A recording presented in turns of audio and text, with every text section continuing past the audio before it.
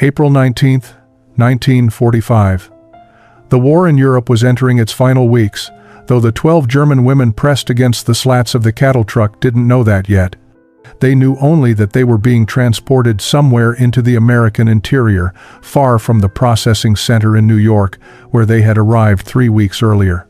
Through gaps in the wooden panels, 24-year-old Greta Schneider watched the landscape transform from crowded eastern cities to endless prairie. The sky stretched wider than anything she had ever seen in Berlin, and the emptiness both terrified and mesmerized her. The truck finally stopped outside a compound of low buildings surrounded by barbed wire. But beyond the fence, Greta saw something that made no sense. Wooden structures that looked nothing like the factories where she had expected to work. Men on horseback moving in the distance. Cattle, hundreds of them, dotting hills that rolled toward mountains she couldn't even see the tops of. This wasn't an industrial labor camp. This was a ranch. Major William Patterson, the officer in charge of the facility, stood waiting as the women climbed down from the truck. His weathered face and dusty boots suggested he was more comfortable on horseback than behind a desk. He studied the 12 women with an expression that seemed more curious than hostile. "You ladies are being assigned to agricultural labor," he announced without preamble. "The ranches in this region are critically short-handed. Most of the young men are overseas. You'll be working on cattle operations, helping with whatever tasks the ranch owners need." The women exchanged confused glances. Greta had worked as a supervisor in a munitions factory. Beside her, Margaretha Vogt had been a radio operator. None of them knew anything about cattle or ranches or whatever agricultural labor meant in this vast, strange place. One of the younger women, Ilse, raised her hand tentatively. "Sir, we don't know how to do ranch work. We are city women." Major Patterson's expression softened slightly. "You'll learn. The ranchers are expecting workers, not experts. You'll be housed here at the camp but transported daily to assigned ranches. You'll work 6 days a week, with Sunday for rest. You'll be paid a small wage, per the Geneva Convention requirements for prisoner labor." He paused, seeming to choose his next words carefully. "The ranchers in this area are good people. They've agreed to take on German prisoners when they could have refused. I expect you to work hard and cause no trouble." As the major walked away to organize their processing, Greta turned to look again at the endless Montana landscape. In the distance, she could see riders moving cattle across a hillside. Even from here, there was something different about the way they sat their horses, the way they moved through space with an ease and confidence she couldn't quite name. She thought of the men she had known in Germany, rigid in their certainty and their need for control. These American cowboys seemed to exist in a different world entirely.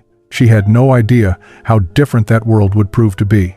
The next morning arrived with a cold wind that cut through Greta's thin prison uniform. She and 5 other women were loaded into the back of a pickup truck, driven by a silent guard who seemed more interested in his coffee than in watching them. The drive took nearly 40 minutes, winding through land so empty it made Greta's chest tighten with an unfamiliar feeling. Not quite fear, but something close to it. In Germany, you were never this far from other people, from buildings, from the organized structure of civilization. The Double R Ranch emerged gradually from the landscape, a main house, several barns, corrals filled with horses, and in every direction more land than Greta could comprehend. Thomas Redding stood waiting by the largest barn, a man in his late 50s with silver hair and eyes that seemed to measure everything with quiet assessment. He wore dusty jeans, scuffed boots, and a hat that had clearly seen years of sun and weather. Beside him stood 3 cowboys, younger men whose faces were shadowed by their hat brims. Redding stepped forward as the women climbed from the truck. "Morning, ladies," he said, his voice carrying a drawl that Greta found almost musical compared to the harsh German she was accustomed to. "I'm Thomas Redding. This is my ranch. You'll be helping us get through calving season and general ranch work." He gestured to the men beside him. "This here is Jack Morrison, my foreman. That's Billy Chen and Robert Walker. They'll show you what needs doing." Greta found herself staring at Jack Morrison despite trying not to. He was tall, easily over 6 feet, with broad shoulders and hands that looked capable of anything. But it wasn't his size that struck her. It was the way he stood. Relaxed but alert, confident without arrogance. When he tipped his hat to the women in greeting, the gesture seemed natural rather than mocking. Back home, men showed respect through rigid salutes and formal deference to rank. This casual acknowledgement felt somehow more genuine. "You ladies ever worked with cattle before?" Jack asked. His voice was deeper than Redding's, quieter. When all 6 women shook their heads, he smiled slightly. "That's all right. Neither had I once. You'll pick it up." He turned and began walking toward one of the barns, clearly expecting them to follow. As they walked, Greta noticed details that seemed insignificant, but somehow weren't. The way Jack held a gate open for them without making a show of it. How Billy Chen spoke to Margaretha with the same tone he used with his fellow cowboys, not the dismissive manner German soldiers used with women. The complete absence of shouting, of the rigid military bearing she had lived with for years. They reached the barn, where several horses stood in stalls. Jack ran his hand along one horse's neck with a gentleness that surprised Greta.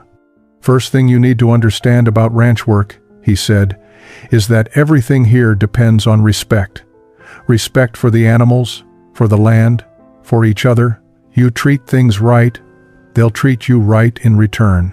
It was such a simple philosophy, yet Greta realized she had never heard any German officer express anything like it. The first week passed in a blur of unfamiliar tasks and aching muscles. Greta and the other women were assigned various jobs around the ranch. Some helped in the main house kitchen under the supervision of Mrs. Redding, Thomas's wife. Others worked in the barns, learning to feed horses, muck stalls, and prepare equipment. The work was hard, far more physical than anything Greta had done in the factory, but something about it felt honest in a way she couldn't quite articulate. What struck her most wasn't the work itself, but the unspoken rules that governed everything at the Double R. She began to notice patterns in how the cowboys interacted with each other and with the German women. There was a code, invisible but unmistakable, that shaped every action and word. Jack Morrison embodied this code more than anyone. He never raised his voice, even when one of the newer horses spooked and nearly trampled Ilse. He simply stepped in, calmed the animal with firm hands and quiet words, then checked if Ilse was all right before moving on. No anger, no blame, just competent action. When Margaretha struggled to lift a heavy saddle, Billy Chen appeared beside her and lifted it without comment, as if helping were simply what any person would do. Greta watched Robert Walker one afternoon as he worked with a young colt that refused to be led. In Germany, she had seen men beat animals into submission, assert dominance through force. Robert stood patiently, letting the colt approach in its own time, rewarding each small step forward with gentle words and a steady hand. It took over an hour, but eventually the colt followed him willingly.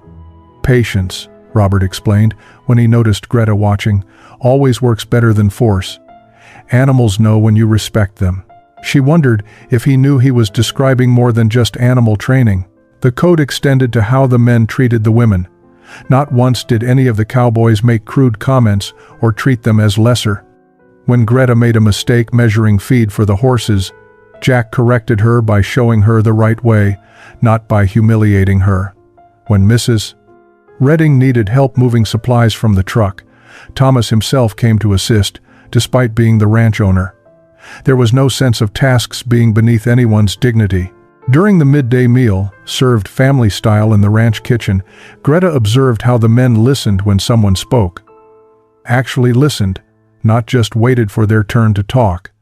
They asked questions about Germany, about the women's lives before the war, with genuine curiosity rather than interrogation. Billy Chen shared stories about his grandfather's journey from China, drawing unexpected parallels with the women's displacement. That evening, walking back to the camp compound, Margaretha spoke what they were all thinking. "Did you notice how they never try to make you feel small, even when they're correcting you?" Greta nodded. She had noticed. She had noticed everything. And she was beginning to understand that what made these American cowboys different had nothing to do with their physical size and everything to do with how they chose to use their strength. By the third week, Greta had been reassigned to work primarily in the ranch kitchen alongside Mrs. Redding. The older woman, weathered by years of prairie sun but still strong, treated Greta with a matter-of-fact kindness that felt refreshing after months of being viewed as an enemy prisoner. She taught Greta how to make biscuits from scratch, how to prepare meals for ranch hands who worked from dawn until well past dark, and how to organize a kitchen that fed 12 people 3 times a day. The kitchen had large windows that overlooked the main corral, and Greta found herself watching Jack Morrison more than she should. He was the foreman, responsible for coordinating all the ranch work, yet he never stood apart, barking orders. Instead, he worked alongside his men, often taking the hardest jobs himself. She watched him break a difficult horse one morning, his movements fluid and purposeful, never violent. The horse fought at first, but Jack's patience and firm gentleness eventually won out. What fascinated Greta wasn't attraction, at least not in the simple sense. It was something deeper. Jack represented everything she had been taught men weren't supposed to be. He was strong but gentle, confident but humble, capable of authority without needing to dominate. She thought of her father back in Berlin, a factory manager who ruled his household with the same rigid control he used at work. She thought of the Nazi officers who had recruited her, men who equated masculinity with aggression and compliance with strength. One afternoon, Jack came into the kitchen to discuss the evening meal with Mrs. Redding. He removed his hat upon entering, another small gesture that struck Greta as significant. Mrs. Redding was dealing with a stubborn oven, and without being asked, Jack knelt down to examine the problem. Within minutes, he had identified the issue and fixed it, his large hands somehow delicate enough to handle the small mechanical parts. "You didn't have to do that," Mrs. Redding said warmly. "You've got enough work." Jack stood, brushing dust from his knees. "Took 2 minutes," he replied simply. "Besides, can't have you cooking on a faulty stove." He glanced at Greta, who had been silently kneading bread dough. "How are you settling in, Miss Schneider?" The question surprised her. In 3 weeks, this was the first time he had addressed her directly beyond work instructions. "I am learning," she answered in her careful English. "Everything here is very different." "Different good or different bad?" he asked, and there was genuine interest in his eyes. Greta paused, choosing her words carefully. "Different, in ways I did not know were possible." She wanted to say more, to explain that she had never known men could be like him, that strength didn't require cruelty, that authority could exist without domination. But her English failed her, and perhaps it was too much to say anyway. Jack nodded as if he understood what she couldn't articulate. "Well, if you need anything or have questions, just ask." He put his hat back on and returned to work, leaving Greta staring after him, her hands still buried in bread dough, her mind turning over a revelation she couldn't quite name yet. On a cold evening in early May, the mail arrived at the camp. For the first time since their capture, several of the German women received letters from home. Greta sat on her bunk, holding an envelope postmarked from Berlin, her hands trembling slightly. She had written to her mother months ago, never knowing if the letter would arrive or if anyone would respond. Now, holding proof that her family still existed, felt both comforting and terrifying. She opened the letter carefully. Her mother's handwriting was shakier than she remembered, the ink smudged in places as if tears had fallen on the paper. The words painted a picture of devastation. Berlin was rubble. Food was scarce. Her father had returned from the war, but he wasn't the man who had left. "He sits in silence most days," her mother wrote. "The factory is destroyed. He has no work, no purpose. He shouts at small things, then retreats into himself. Your brother helps where he can, but the men here, Greta, they are broken. Defeated, they shuffle through ruins like ghosts." Across the room, Margarethe was reading her own letter aloud to Ilse and another woman named Katrin. "My husband came home last month," Margarethe read, her voice catching. "He is not the Franz I married." He barely speaks. When he does, it is only to complain or to blame. He blames the government, the allies, the neighbors, me. He sits and drinks what little we have and talks about the glory that was stolen from him. There is no gentleness left in him. The women sat in heavy silence, each processing their own letters. Katrin had learned her fiancé was killed in the final days of fighting. Ilse's father had lost both legs. Another woman, Sophie, discovered her entire neighborhood had been destroyed in bombing raids. The letters from Germany all told variations of the same story: devastation, defeat, and men who had returned physically but seemed to have left some essential part of themselves on the battlefield. Greta thought about the men she worked with every day. She thought about Jack Morrison's quiet confidence, Thomas Redding's steady leadership, Billy Chen's easy laughter even after long days of hard work. These American men hadn't experienced defeat, true, but it was more than that. They carried themselves with a fundamental belief in their own agency, their ability to shape their circumstances rather than be crushed by them. That night, lying in her bunk, Greta couldn't stop comparing. Her father had always demanded respect through fear and rigid control. Even before the war, he had governed their household like a military operation. Franz, Margareta's husband, had been similar from what she had shared. Strict, unyielding, requiring absolute deference from his wife. These seemed to be the only models of masculinity Germany offered: dominate or be dominated, control or be controlled. But here in Montana, she had seen something entirely different. Men who were strong without being cruel, who led without demanding submission, who treated women as capable partners rather than subordinates to be managed. The contrast was so stark, it made her chest ache with a longing she didn't fully understand. Not longing for any particular man, but for the world that could produce such men, a world where strength meant something completely different than what she had always known. The Montana spring turned warmer, and with it came an expansion of the women's duties. Thomas Redding made a decision that surprised everyone, including his own ranch hands. He announced that the German women would begin learning actual ranch work, not just kitchen and barn chores. Jack Morrison looked skeptical when Redding first proposed it, but the ranch owner was firm. "They're capable people," he said simply. "Might as well teach them something useful." And so, Greta found herself on horseback for the first time in her life. The horse, a gentle mare named Rosie, seemed far too large and far too alive beneath her. Jack stood holding the reins, his other hand steadying Greta's boot in the stirrup. "She's calm as Sunday morning," he assured her. "Just sit easy and let her know you trust her." Greta wanted to say she didn't trust the horse at all, but she swallowed her fear and settled into the saddle. The first ride was terrifying and exhilarating in equal measure. Jack led Rosie in slow circles around the corral while Greta gripped the saddle horn with white knuckles. But gradually, something shifted.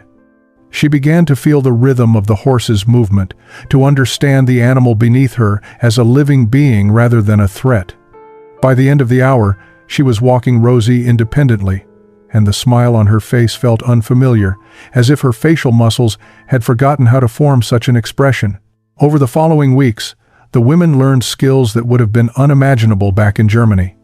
They learned to rope fence posts, though their throws were clumsy compared to the Cowboys' practiced ease. They learned to identify sick cattle, to read weather signs in the clouds, to navigate by landmarks across land that still seemed impossibly vast. Margarita discovered she had a natural talent with horses. Ilse learned to drive the ranch truck, her concentration fierce as she navigated rutted dirt roads. What struck Greta most wasn't the skills themselves, but the way they were taught. Back home, instruction had always come with impatience, with criticism when she failed to grasp something immediately. Here, Jack would demonstrate a task, let her try, and when she inevitably made mistakes, he would simply show her again without frustration. "That's it," he would say when she got something right. "You're learning." One afternoon, Greta sat on horseback overlooking a valley that stretched toward mountains still capped with snow. Billy Chen had ridden out with her to check on cattle in the far pasture. They paused on a ridge, and Billy pulled out a canteen, offering it to her first before drinking himself. "You getting used to it out here?" he asked. Greta nodded, though used to it felt inadequate. She was being transformed by it. The openness of the land seemed to be creating openness inside her, space for thoughts and possibilities she had never allowed herself before. In Germany, everything was defined, bordered, controlled. Here, the horizon seemed to suggest that life could be bigger than she had imagined. That she could be bigger than she had imagined. Late May brought the spring roundup, when scattered cattle needed to be gathered from distant pastures and brought closer to the ranch for branding and medical care. Thomas Redding announced that the German women would participate, and Greta saw several of the cowboys exchange doubtful glances. Roundup was hard, dangerous work that required skill and endurance. But Redding's word was final, and so, on a cool morning, Greta found herself mounted on Rosie, riding out with a crew of 8 cowboys and 4 other German women. The work was unlike anything Greta had experienced. They rode for hours, spreading out across rolling hills to locate cattle hiding in draws and ravines. Jack Morrison led the operation with quiet efficiency, directing riders with hand signals and occasional short calls. Greta watched how he read the land, anticipating where cattle might be, positioning riders to move the herd without stampeding them. It was like watching someone conduct a symphony, each element coordinated but not controlled. Her first real test came mid-morning. A young steer broke from the group, racing toward rough terrain where it could injure itself. Without thinking, Greta urged Rosie forward, following her weeks of training. She could hear Billy Chen shouting encouragement behind her, but her focus narrowed to the fleeing animal and the ground racing beneath her horse's hooves. Somehow, miraculously, she managed to get ahead of the steer and turn it back toward the main herd. When she returned, breathing hard, Jack rode up beside her. "Good work," he said simply, but the approval in his eyes meant more than any elaborate praise could have. "You've got good instincts." The real crisis came just after noon. Robert Walker's horse stumbled in a prairie dog hole, throwing him hard. Before anyone could react, a bull that had been separated from the herd charged toward the fallen cowboy. Robert was struggling to rise, clearly dazed from the fall. The bull was closing fast, head lowered, over 1,000 pounds of muscle and fury. Greta didn't remember making the decision. She just moved. Rosie responded to her urgency, racing toward the bull at an angle. Greta screamed, waving her hat, doing anything to draw the animal's attention away from Robert. The bull swung its massive head toward her, and for a terrifying moment, she thought it would charge her instead. But Jack was already there, his horse cutting between Greta and the bull, his rope flying to catch the animal's horns. Billy Chen arrived from the other side, and together they controlled the bull while 2 other cowboys pulled Robert to safety. Later, as they drove the herd toward the ranch, Robert rode up beside Greta. His face was bruised, but he was grinning. "You might have saved my life back there, Miss Schneider. I won't forget it." "Neither will I," Jack added, riding past. That took real courage. That evening, something had fundamentally changed. The cowboys no longer looked at the German women as prisoners doing assigned labor.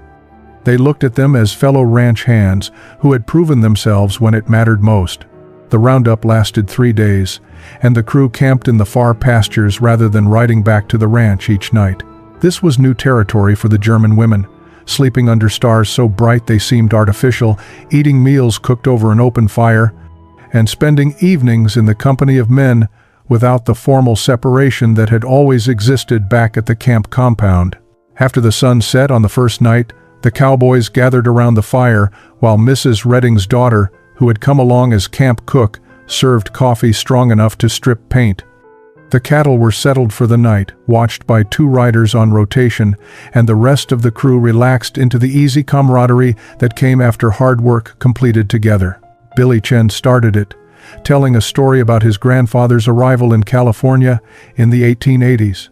Came over with nothing but the clothes on his back and a determination to build something, Billy said, his face illuminated by firelight. People told him he didn't belong, that he should go back where he came from. But he just kept working, kept proving himself, until even the people who hated him had to respect what he'd built. Robert Walker shared his own family story.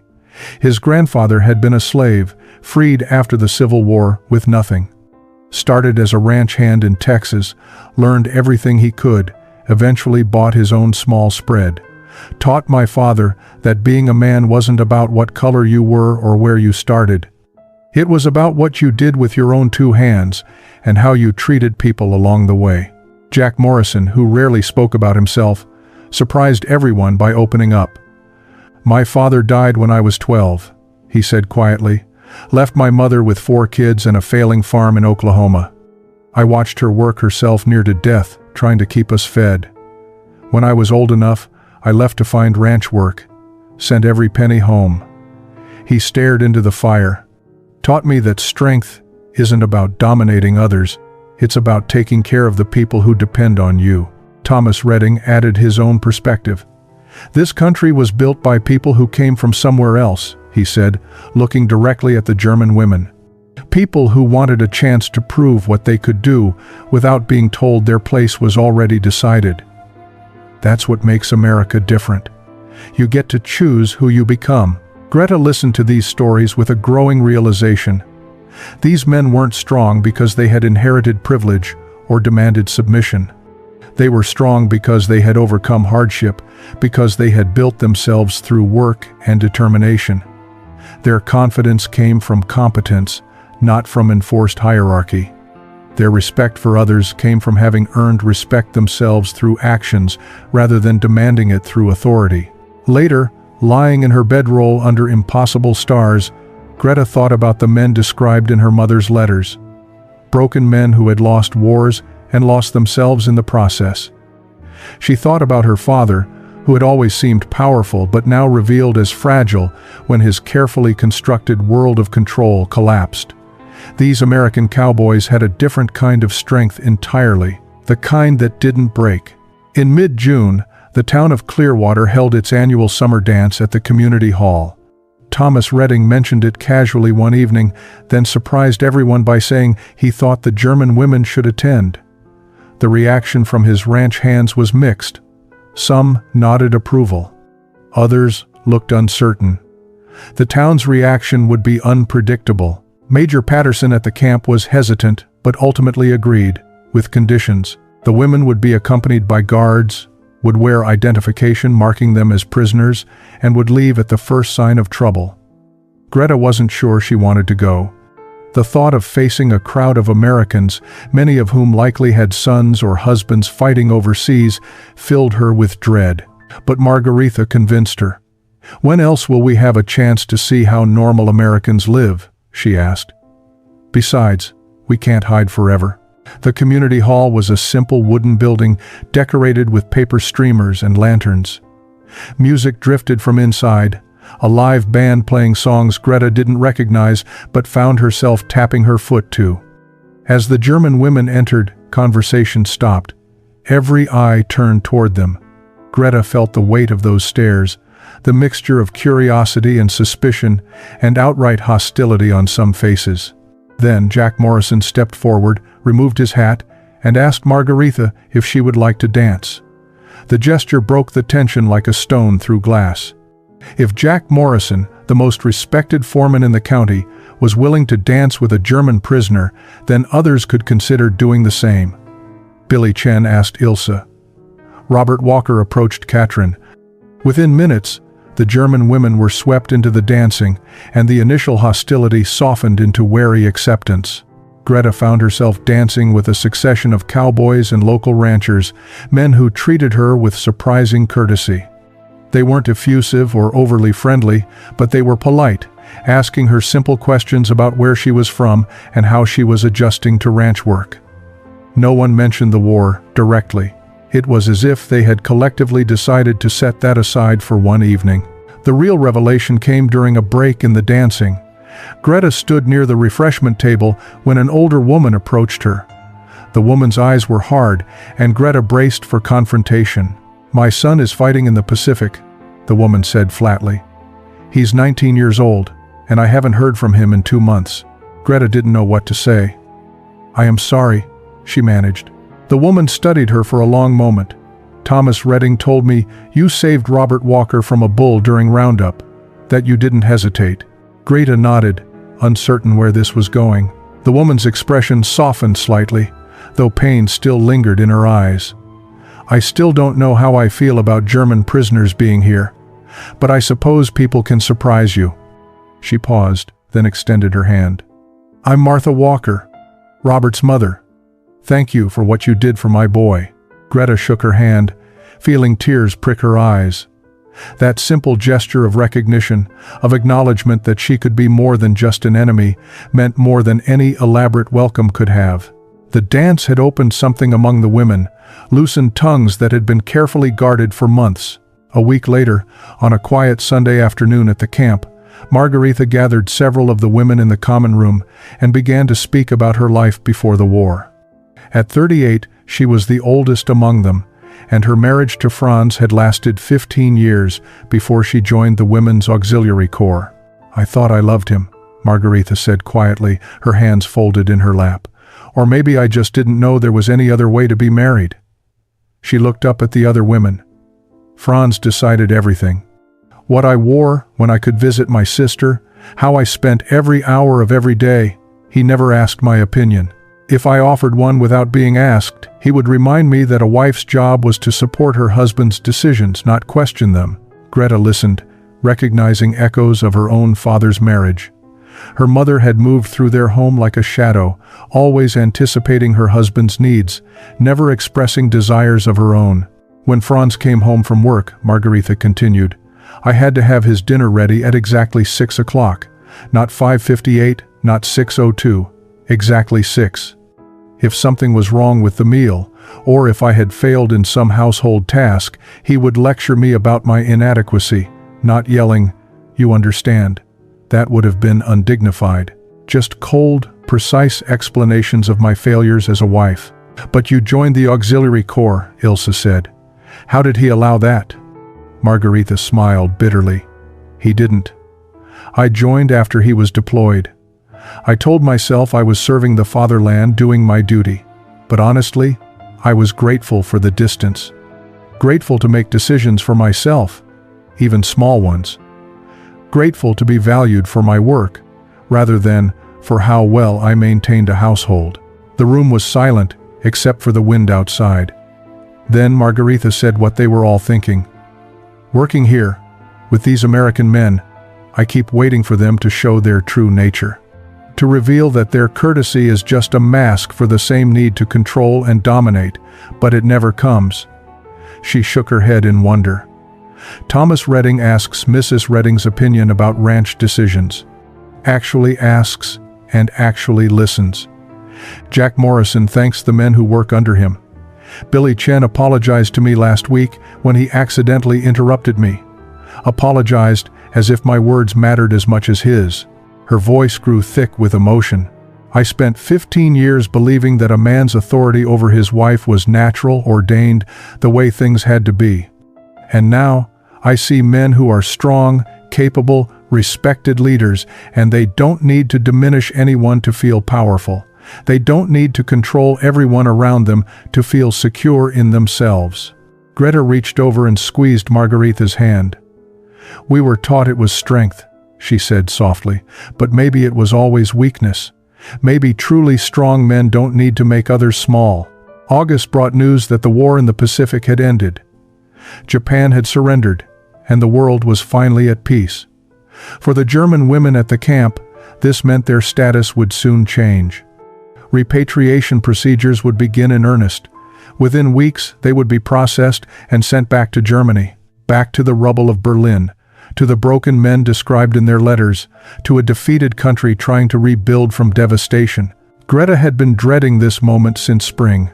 She lay awake at night thinking about returning to her father's house, to the rigid control that had defined her entire life before the war. She thought about the letters from her mother, describing a man who had become even more bitter and controlling in defeat. The thought of going back felt like stepping into a prison far more confining than the camp had ever been. Then Thomas Redding called a meeting with all the women who worked at the RR. He stood in the ranch kitchen, hat in his hands, looking uncharacteristically uncertain. "Ladies," he began, "I've been thinking about what happens when you're sent home. I know some of you are eager to return to your families, but I also know that some of you might be facing difficult situations back in Germany." He paused, seeming to gather his thoughts. "Mrs. Redding and I have been discussing this, and we've talked to some of the other ranchers in the area. We'd like to offer you a choice. If any of you want to stay on here as paid workers, we'll sponsor your immigration applications. It won't be easy. There will be paperwork, interviews, probably suspicion from some quarters. But if you're willing to work hard and build a life here, we'll help you do it." The silence that followed was deafening. Greta felt her heart hammering in her chest. Stay? The possibility had lived in her daydreams but never seemed real. Now here it was, offered plainly by a man who had no obligation to help enemy prisoners beyond what the Geneva Convention required. Jack Morrison spoke up from where he leaned against the doorframe. "Speaking for myself and the other hands, we'd be glad to have you stay. You've proven yourselves as good workers and good people. That's what matters out here." Mrs. Redding added her voice. "This won't be charity. You'll earn your keep same as anyone. But you'll also be free to make your own choices. Build your own lives. That's what America offers. A chance to become whoever you want to be." That night, the women gathered in their barracks and talked until dawn. Some were certain they needed to return home, to face whatever awaited them in Germany with courage. Others felt pulled toward this unexpected opportunity, but feared it was somehow wrong to abandon their homeland, even a homeland that had revealed itself to be built on lies and atrocities. Greta sat quietly, listening to the debate rage around her. But in her heart, she already knew her answer. She had found something in Montana that she had never known existed. Not just freedom from control, but freedom to discover who she could become. The decision deadline loomed, and the women found themselves unable to avoid the central question any longer. What exactly had they found here that made the choice so agonizing? One evening, Margaretha suggested they try to put it into words, to articulate what had been shifting inside them over the past months. "It's the way they stand," Ilse said first. She was the youngest at 19, and her observations often cut to the heart of things. Back home, men stood like they were always ready for confrontation, always proving something. Here, they stand like they're comfortable in their own skin. They don't need to puff themselves up. Greta nodded, thinking of her father's rigid posture, the way every movement seemed designed to assert authority. Jack Morrison moved with easy confidence, never rigid, never performing masculinity for an audience. He simply was, without apology or exaggeration. "They listen," Katrin added. "Actually listen when you speak, not just waiting for their turn to tell you why you're wrong." "Franz never let me finish a sentence," Margaretha said quietly. "He would interrupt within seconds, explaining what I really meant or correcting my thinking. Thomas Redding asked me last week what I thought about changing the feeding schedule for the horses, asked my opinion like it had value. And when they're wrong about something, they admit it," another woman named Sophie said. "Billy Chen made a mistake calculating feed last week and just said, 'I got that wrong,' like it was nothing. No shame, no anger, just fixing the problem and moving on." The conversation continued, each woman adding observations that built a collective picture. American cowboys who didn't need to dominate to feel powerful, who could be strong without being cruel, who treated women as capable partners rather than possessions to be managed, who found their sense of worth in their work and character rather than in controlling others. But Greta finally voiced what she thought was the deepest difference. "They believe they can shape their own future," she said, "not just accept what's handed to them or what authority tells them must be. Every story they tell is about someone who decided to become something and then did it through their own effort." Her voice grew stronger. "Back home, you are what your father was, what your station determines, what the state requires.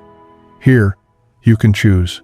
That's why the war broke our men," Margaretha said suddenly, her eyes widening with realization. "It wasn't just losing. It was having everything they built their identity on revealed as false. They thought their strength came from the system, from the hierarchy, from dominance. When that system collapsed, they had nothing left. These American men, their strength comes from inside themselves, from their own capability and character. No one can take that away. The room fell silent as this understanding settled over them. They weren't just choosing between two countries. They were choosing between two completely different definitions of what strength meant, what freedom meant, what being human meant. And for 7 of the 12 women, including Greta and Margarethe, the choice had become clear. September 15th, 1945. The day had arrived when the women needed to formally declare their intentions to Major Patterson. Those choosing repatriation would begin processing immediately. Those choosing to stay would start the complicated journey toward immigration status, a path with no guarantees and certain to be filled with bureaucratic obstacles and public scrutiny. The women gathered in the camp's administrative building. Major Patterson sat behind his desk, paperwork spread before him, his expression neutral. He had been a fair administrator, neither cruel nor particularly warm, and Greta suspected he found this situation as unprecedented as they did. One by one, the women stated their decisions. 5 chose repatriation. They spoke of duty to help rebuild Germany, of family members who needed them, of wanting to face their homeland's future rather than escape it. Greta respected their choice even as her own heart pulled in a different direction. Then it was her turn. She stood, smoothing her worn dress, and met Patterson's eyes. "I wish to stay in America, sir. I wish to apply for immigration status and remain here if it is permitted." Patterson made a note on his paperwork. "You understand this will be difficult? There will be investigations, interviews, probably hostility from some quarters. The process could take years, and there's no guarantee of approval." "I understand," Greta said firmly. "But I have learned here what I did not know was possible. I have learned that I am capable of more than I was allowed to be. I do not want to return to being less than I can become." Margarethe spoke next, her voice steady despite tears on her cheeks. "I spent 15 years in a marriage that made me smaller every day. Here, I have been allowed to grow. I choose to stay." One by one, 7 women total made the same choice. Greta, Margarethe, Ilse, Katrin, Sophie, and 2 others named Helga and Anna. Not quite half of their original group, but enough to matter. Enough to represent something significant. The 5 choosing repatriation showed no anger toward those staying. Instead, one of them, a woman named Elizabeth, spoke for the group.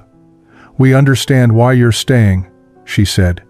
"Part of me wishes I had your courage. But Germany is still our home, broken as it is. Someone needs to help rebuild it. Maybe we can take back what we learned here, show German men a different way of being strong." That afternoon, Thomas Redding arrived at the camp with Jack Morrison and several other ranchers from the area. They had come prepared with sponsorship papers, job offers, and housing arrangements. The efficiency and thoroughness of their preparation told Greta they had been planning this for weeks, perhaps months, believing in the women's worth before the women fully believed in themselves. Jack approached Greta directly. "The Henderson family in town has a spare room," he said. "Mrs. Henderson is a teacher and said she'd be glad for the company. Thomas will keep you on at the ranch for as long as you want the work." He paused, then added, "You've earned this chance, Miss Schneider. Don't let anyone tell you different." The news of 7 German POW women choosing to remain in America rather than accept repatriation spread quickly through Montana and beyond. Reaction was swift and divided. The Clearwater Gazette ran a front-page story with the headline, "Enemy Prisoners Refuse Freedom, Local Ranchers Offer Support." Within days, letters to the editor flooded in from across the state and neighboring regions. Some were supportive, praising the women's work ethic and the American tradition of offering second chances. A local pastor wrote eloquently about redemption and the Christian duty to forgive. Several ranchers who had worked with the women wrote testimonials about their character and capability. Martha Walker, Robert's mother, submitted a letter describing how Greta had saved her son's life during the roundup, but others were furious. How dare these Nazi prisoners refuse to face justice in their own country? One letter demanded. My son died at Normandy, and we're supposed to welcome his enemies with open arms? Another accused the women of cowardice, of taking the easy path rather than facing the consequences of their nation's actions. The harshest criticism came from some returning American soldiers who stopped in Clearwater on their way home. One veteran confronted Greta outside the general store where she had gone to buy supplies. "You think you can just walk away from what your country did?" he said, his voice tight with anger. "You think working on a ranch for a few months makes up for the camps, for the people your army killed?" Greta met his eyes, refusing to look away despite her fear. "I cannot change what Germany did," she said quietly. "I cannot undo the evil that was done in my country's name. But I can choose what I do with the rest of my life. I can choose to be better than I was." The soldier stared at her for a long moment, then turned and walked away without another word. Greta stood trembling, wondering if she had made a terrible mistake, if the judgment would ever end. But support came from unexpected places. Billy Chen, who understood what it meant to face prejudice, made a point of walking with the German women when they came to town. His presence a silent statement that they were under the protection of respected community members. Mrs. Henderson invited Greta to church and introduced her to the congregation without apology, daring anyone to object. The debate reached its peak when a group of concerned citizens requested a town meeting to discuss whether the German women should be allowed to settle in the area. The community hall filled beyond capacity, voices raised on both sides. Thomas Redding stood and spoke about the women's work, their character, and the American principle that people should be judged by their actions rather than their origins. Then Jack Morrison did something that surprised everyone. He asked Greta to speak for herself, to tell her own story to the assembled community. She stood before a crowd of strangers, many hostile, and found her voice. What emerged was not a plea for sympathy, but an honest reckoning with both her past and her hopes for the future. The town meeting didn't resolve all opposition, but it shifted something fundamental. The majority of Clearwater's citizens voted to support the women's immigration applications, and the process moved forward with surprising speed. By November of 1945, the 7 German women had been officially reclassified from prisoners of war to displaced persons with temporary work permits. Full citizenship would take years, but they had taken the first step. Greta moved into the Henderson home and found in Mrs. Henderson a mentor she had never known she needed. The older woman encouraged her to continue her education, loaning her books and discussing ideas with the same respect she would show any intellectual equal. Greta's English improved rapidly, and with it came opportunities. She began working as a translator for the county, helping process the paperwork of other displaced persons arriving from war-torn Europe. Her work at the R Ranch continued on weekends and during busy seasons. She discovered she genuinely loved the physical labor, the connection to land and animals, the satisfaction of a hard day's work completed. More than that, she loved the community that had formed among the ranch hands, the easy camaraderie that came from shared purpose and mutual respect. Marguerite flourished in ways that surprised even herself. She took a position, managing the books for 3 local ranches, her organizational skills finally recognized and valued. She filed for divorce from Franz, a decision that would have been unthinkable in Germany but felt necessary for her new life. "I spent 15 years being told I was incapable," she told Greta one evening. "Now I'm running the financial operations for 3 successful businesses. Turns out I was always capable. I just needed someone to give me the chance to prove it." Ilse, the youngest, enrolled in the local high school to complete her education. She faced taunts from some students but found allies in others, and her determination to learn impressed even her harshest critics. Katrin took a job at the local hospital, training as a nurse. Sophie opened a small seamstress shop, her skill with a needle creating demand that overcame initial prejudice. The most significant development came from an unexpected direction. Jack Morrison began courting Greta with a patience and respect that felt revolutionary. He asked if he could take her to dinner, asked if he could hold her hand, asked permission for every step rather than assuming entitlement. Their courtship was the talk of Clearwater, some approving, others scandalized by the foreman dating a former enemy prisoner. On a cold December evening, Jack asked Greta to marry him, not with grand declarations or pressure, but with a simple question that acknowledged her autonomy. "I'd like to spend my life with you, if you'd like to spend yours with me. No expectation of subservience, no assumption of control. Just two people choosing to build something together." Greta said yes, not because she needed rescuing or security, but because she had found in Jack a partnership she hadn't known was possible, a relationship built on mutual respect rather than domination, on equality rather than hierarchy. 25 years later, in 1970, Greta Morrison stood on the porch of the ranch she and Jack had built together. The Double R had been divided when Thomas Redding retired, and Jack had purchased a portion to establish his own operation. Greta had been a full partner in every decision, from which cattle to raise to how to manage their finances. Their 3 children, 2 daughters, and a son, were being raised to believe that strength came from character rather than domination, from capability rather than control. A journalist from a national magazine had come to interview her about the unusual story of German POW women who had chosen to stay in America. The journalist was young, curious about a piece of history that seemed almost unbelievable in its outcome. "What made you stay?" she asked, her notepad ready. "What made these cowboys so different from the men you knew in Germany?" Greta was silent for a moment, considering how to articulate something she had spent decades understanding. "It wasn't their physical size," she finally said, "though that's what I noticed first. American cowboys seemed larger than life. But the real difference was in how they defined strength itself." She gestured toward the corral where Jack was working with their son, teaching him how to gentle a young horse. "In Germany, I was taught that strong men control others, that masculinity means dominating those weaker than yourself, that a man's worth comes from his position in a hierarchy.